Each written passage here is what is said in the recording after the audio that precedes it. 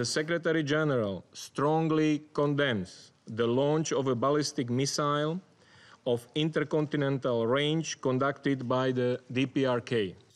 More condemnation and calls for global action. But the US says North Korea has crossed a new red line. North Korea's launch of an ICBM is a clear and sharp military escalation. The North Korean regime openly states that its missiles are intended to deliver nuclear weapons to strike cities in the United States, South Korea, and Japan. And now it has greater capacity to do so. Since 1994, sanctions have been the only route to stop North Korea. But at best, it's delayed it. The North Koreans have said it explicitly, implicitly, and every other way, they are never going to give up their nukes, because if they do, they are dead.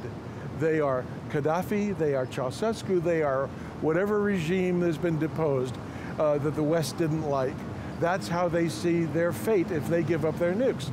The North has moved from provocation to perfecting, improving weapons they've been working on for the last few decades. So now that Kim Jong-un has launched his July 4th gift, a missile that could put Alaska in its range, President Donald Trump and the world is grappling with what to do next.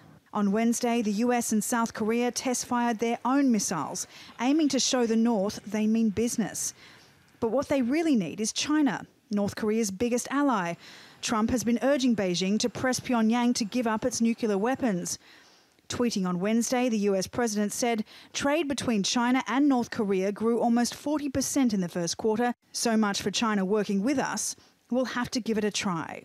One way of trying might be to squeeze Beijing's finances.